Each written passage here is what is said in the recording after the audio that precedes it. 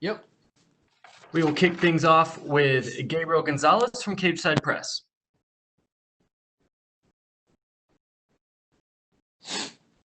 Hey, Sean. Hi. So, to put it bluntly, you get called out a lot. And I want to know, how much of it do you think is guys trying to use your name to boost themselves? And how much is it they're just hating on the fact that you're a young guy getting all the attention? Probably a little bit of both. You know, you call out someone with a big name, that just makes sense. You know, I think that's why Conor got called out a lot.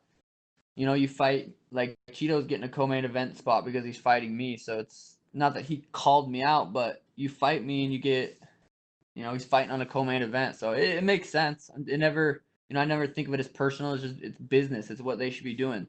If they can't, you know, get as big as a fan base as I can with their performances, they're gonna try to beat me. So makes sense. You've gotten to see a lot of fighters, I'm sure, just as a fan and now being in the sport, make that jump from prospect to contender. Is there anybody's rise you remember watching that you were like, you know what? I want to have something like that epic jump in competition and become a star. I think, you know, obviously Conor's career went well. Israel Adesanya's career went well, and I feel like I'm on a similar path like that. Your nickname is Sugar. Do you have a favorite post-fight dessert? Dessert, I don't know. Usually pizza is just kind of the first thing that I'm craving after weigh-ins. I want pizza for after the fight. What kind of toppings are we serving up on it? I don't care. Anything with cheese and the crust, and it could be, yeah, pretty much any kind of pizza would do after. My final question, obviously with the pandemic, there's no telling when things will go back to normal. Coronavirus clears up tomorrow. Where would you want to go fight first? Vegas, T-Mobile. Gotcha. Thank you. Thank you. We will take our next questions from Gustavo Falden with ESPN Brazil. Hi, Sean. How's it going? Good. How are you? I'm good. First of all, where do you get inspiration to go to the colors you dye your hair? Where does that come from? The inspiration I got to color my hair, but I have to say it was from Cheeto. Gave me the inspiration. And what about the colors? Do you intend on changing like more regular the colors? What do they represent, the colors? I'm just showing my Ecuadorian fans some love. I think every fight we'll just do a little something different and you know, have a nice little theme. It's something I look forward to, and it's fun. So You intend on dyeing your hair on the Brazilian colors maybe one day? if I'm fighting a Brazilian, yeah. And some people have compared you to Conor McGregor, your fighting style, maybe your chest tattoo. What do you think about that? Do you think that you do inspire yourself on Conor? Do you see yourself similar in fighting styles? We're pretty similar in fighting styles. You know, we knock people out in the first round, and we aren't afraid to say how we feel the fight's gonna play out. We have similar styles. We're explosive strikers, and I knock people out in the first round, and he knocks people out in the first round. So yeah, I think there's similarity there. And you said that you started on MMA because of the girls. Is that correct? Still a reason I'm doing it. And what is do you have a girlfriend or not? Yep. What does she think about that? She's pumped. She's there's no issue there. And my last one, if you win your fight on Saturday, would you like request a top contender like Jose Aldo, maybe Marlon Moraes or Cody? Yeah, I think it totally depends how I go out there and finish Cheeto. I go win a decision. You know, I don't get that next big fight name. I don't think. You know, I could, because if I win a decision, it'll be a very impressive decision. But if I go out there and starch him, I think I get whoever I want. Okay, thanks, man. Thank you. And we'll take our next questions from Damon Martin with MMA Fighting. Sean, what's up, buddy? I know we talked before about the mental warfare and kind of how you're mastering that art with the hair doing the Ecuadorian flag. Are you kind of having fun with that? And I know Cheeto said it doesn't bother him, but do you kind of enjoy that, just that little dig of the Ecuadorian flag in your hair? Yeah, I didn't think it would really bother him. If me changing my hair color got in his head, that might be too easy of a fight. I don't think it's gonna bother. I'm not doing it to get into his head. It's just for fun. The fans love it. The media, it's something to talk about. Last time I did my hair, it was, that was the whole fight week was about my hair. So, it's something to talk about, and it's just showing some love. When watching Embedded this week, before you left for Vegas, we saw the setup you have at your house with your Twitch setup, and you have the background with the Sugar Show and everything. Obviously your focus is fighting, and you've always said that to me. Fighting comes first, but you are treating this also as a business. I mean, how do you balance that in your head? Because you understand that doing the things you're doing are helping you get that attention. I'm sure eventually getting you higher contracts, better sponsorships, opportunities, things like that. But at the end of the day, you need to go out and win fights. So how do you balance that in your head? Yeah, there's a lot of free time being a professional athlete. Say you train twice a day, you still have a good amount of free time during the day, and I just capitalize on that with the Timbo Sugar Show podcast, with my Twitch stream, with my own little YouTube things that I do. It's you have a lot of free time, and I just capitalize on that. And you can make money doing all those things, and I enjoy doing all those things. So it just makes sense for me to do stuff like that. When you hear, some, whether it's fighters or whoever, complaining that you're getting so much attention and you're getting co-main events and, things like that, do you feel like that, other people just aren't taking advantage of the things that you're taking advantage of, like your Twitch stream, like, all the things you're doing to get yourself the attention? Like, it's not like you're doing it by accident. You're doing it to get the attention.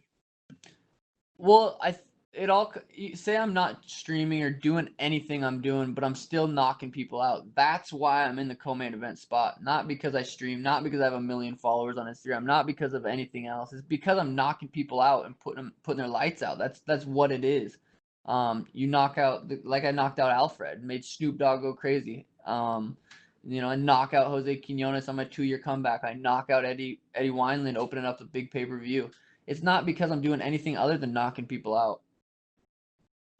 And last thing for me, Sean, when you get to this level where you are, on that path to stardom, and I think a lot of people would say you're already a star, but the flip side of that is with stardom also comes that fame, and we've seen a lot of people kind of crumble under that fame, whether it's getting in trouble outside the cage or just that spotlight constantly being on them, never having a moment of peace to yourself. How do you feel like you're adjusting to that part of life where you kind of know at all times you're under the microscope? Yeah, I think I'm doing good with it. It's not, if I want to not stream or not do the podcast or not make a YouTube video, I can stay home and not and get away from everything. So it does. I don't feel like I'm trapped in it. I feel like if I need to get away from it, I can. And I do enough to where I'm not too stressed out. But yeah, I think I'm handling it well, and I think I kind of was able to prepare for it. Those 2 years I was off after that Andre fight, I got a little bit of notoriety and fame, breaking my foot and continuing to fight, and I think those 2 years off, I got to think a lot about it and understand that I have to just stay grounded, keep the same circle around me, and keep doing what I'm doing, and enjoy life and enjoy the little things in life to keep me humble. Thank you, Sean. Best of luck this weekend. Thank you. We will take our next questions from Augusto Niez-Gay from Somos MMA. Hi, Sean. How are you? Hi. First of all, how are you adapting to this different fight week and the pandemic situation? Are you getting used to the new procedures and all that? Yeah, I did it 2 months ago. Nothing really changed, so it's it really does. It feels like we didn't even leave Vegas. Went back to Phoenix, trained, came back, so it doesn't feel like we really left. Is there anything that you miss from the life before the pandemic? Literally, the only thing, if I could change anything, would have fans in the stands, and that's it. Other than that, life for me is pretty normal. You know, I enjoy life still. Nothing really changes too much. And talking about the fight, is there any aspect of Chito's fighting skills that you think you should be careful of? He's in the UFC. He's tough. He's beat people in the UFC. He's finished people in the UFC, and he's never been finished. So he's all around. It's a tough fight. It's a good fight. He's my toughest opponent to date, and with that said, I'll probably still drop him in the first round. Okay, and if you win on Saturday, when would you like to come back to the octagon? To be determined. We'll see. It depends how the fight plays out. Depends how healthy I am after. Depends who's coming off a win. It's too hard to say and for me to predict right now. And my last one, Merab Valisvili said a few moments ago that if both of you win your respective bouts on Saturday, a fight between you two would make sense. What do you think about that? We'll see. Okay, thank you very much and good luck on Saturday. Thank you. We'll take our next questions from Pablo Santamaria with Notima, Ecuador. Hello, Shang. How are you? Good. How are you? As an Ecuadorian, I want to ask you, why did you decide to paint your hair the color of the Ecuadorian flag? For you. Many people see it as a provocation for Cheeto, but others think that you're showing respect not only for Cheeto, but for the whole country. Yeah, you know, it's just they're cool colors, and it just happened to play out that we went with those colors. I'm just showing the Ecuadorian fans some love. I get messages all the time, all the time, and just showing some love. You want to send some message or say something to your Ecuadorian fans? I love you guys. My hair is the color of you guys' flag, so you know that's a sign of respect. I'm showing the love. Someone, you know, you guys got to go for someone after I bust up Cheeto. Might as well go for me. Okay, talking about the fight, do you think Cheeto is going to try to take you down, or he's going to keep the fight on the field?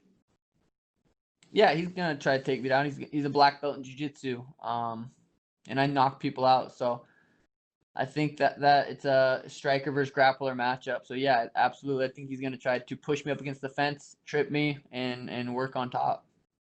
So what is your prediction for the fight? Do you think you will be the first person to finish Cheeto? Yeah, absolutely. I think you know, as fast as a starter as I am and as slow as he is, I think that equals a first round knockout. Okay, thanks, Sean. Yep. Amazing job on YouTube and all the stuff you are doing. So good luck on Awesome. Saturday. Thank you very much. And we will take our next questions from Sumik Dada with Sports Kita. John, hope you're doing good, man. Hey. So for this fight, you've had a different training camp of sorts. You said that you got your own cage now. So how has been this training camp different with everything that's going around right now? I'd say it improved a lot of things. It made it more like a boxing training camp where it was all individualized for specifically me for specifically August 15th. So, you know, if anything, it's been the best camp I've ever had. So has there been any significant changes to the camp given the change of surroundings? Instead of grappling at a jiu-jitsu gym or you know, hit mitts on the mats, we've done all of our training in the cage. You know, I got a cage, we put it in a warehouse, and we've done all of our sessions in there, and it's the same size as the Apex cage. So I think that was very beneficial.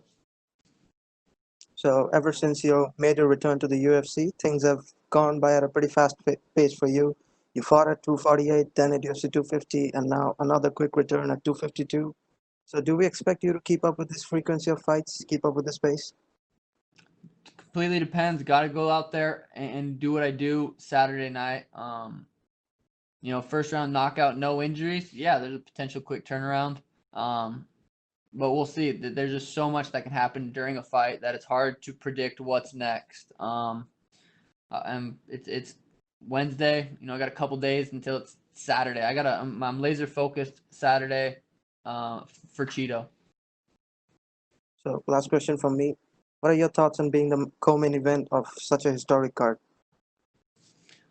Yeah, I think it's a perfect co-main event for a legendary card. Stipe DC is the biggest trilogy fight ever at heavyweight, the baddest men in the world. So to fight right before them it's insane. It's going to be something to look back on and have it's going to be an awesome memory. Well, I look forward to the Sugar Show this Saturday, and good luck to you, sir. Thank you. And we will take our next questions from Adrian Gallardo with Vavel, Argentina. Hello, Sean. Hello. How are you? Good, how are you? My first question is, what do you think about being the co-main fight in this great event? Is it something important for you? Yeah, usually I don't really care where I'm at on the card. I kind of in my head I'm always the main event, but for this card it's a little different. Stipe DC is the main event, and I'm the main event right before it. So it's a sweet card to have two main events on. Perfect. What do you think about Ecuador, about Chito Vera? And is this another fight for you, or this is a really important one? I didn't understand the question. Sorry. What was that? What do you think about Chito Vera? What do you think about this fight? Is a really important fight for you, or is another one? Yeah, Marlon's a extremely tough opponent. He's won his last 6 fights with 5 finishes. He's never been finished. Ton of UFC experience. He's been the distance a lot. He's won decisions. He's lost decisions. So he's extremely experienced. But he's never fought someone like me. Anytime I fight someone, they're never gonna have fought someone like me. They're just. I think I'm gonna be too much for him, and I really do believe there's certain levels to this game. Obviously there is, and I feel like I'm on a different level than him, and I get to go out there Saturday night and prove that. Perfect. In case of winning, if you win the fight of the Saturday, what do you want for your career? Well, after I win this fight, I think just fighting someone that's gets me closer to the belt, it makes sense, and I think it depends on how I win this fight as well. Okay, and the last question, a fun question. What is your favorite video game at the moment? You have a great fan of you have a Twitch channel. You are a great fan of the video games. What is your favorite video game? What is my favorite video game? I would have to say at the moment it's Call of Duty, Search and Destroys. With the Twitch fam, it's something I pretty much play every single day. Not right now, I don't have my setup, but Call of Duty, Search and Destroy right now would be my favorite video game. Okay, Sean. Good luck for the Saturday. Thank you. And we will take our last set of questions from Jose Ignacio Cruz. Hey, Sean, do you hear me? I do. How you doing, buddy? Nice to talk to you. Good. How are you? I'm doing great. I'm actually quite thankful. I'm the one that sent you an email a few weeks ago asking for some time with you, and now we got here, so I'm quite stoked. Let's start with something around the fight. Everybody's talking about on social media about you maybe not able to compete high-level opponents to this point in your career, and the matchup with Cheeto comes as a really big, the first real big test for you. What do you say to all the naysayers out there that feel that maybe you're not prepared to the upper echelons of the division?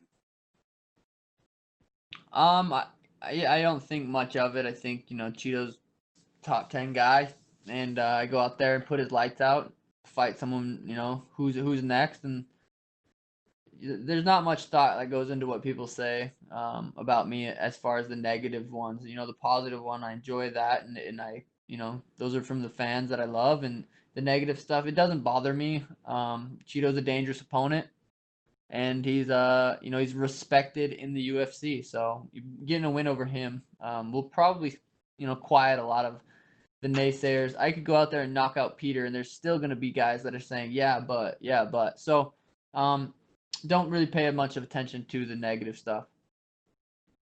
I see. Let's go to the dreamland for a bit. Okay. I was wondering the other day if you have any fights that you would like to. Let's take away all the things regarding the division right now. If you could have a dream fight, whoever you want to fight, who would you fight? Probably Conor. I think that would be I think the fans would like that. I think that's an exciting fight.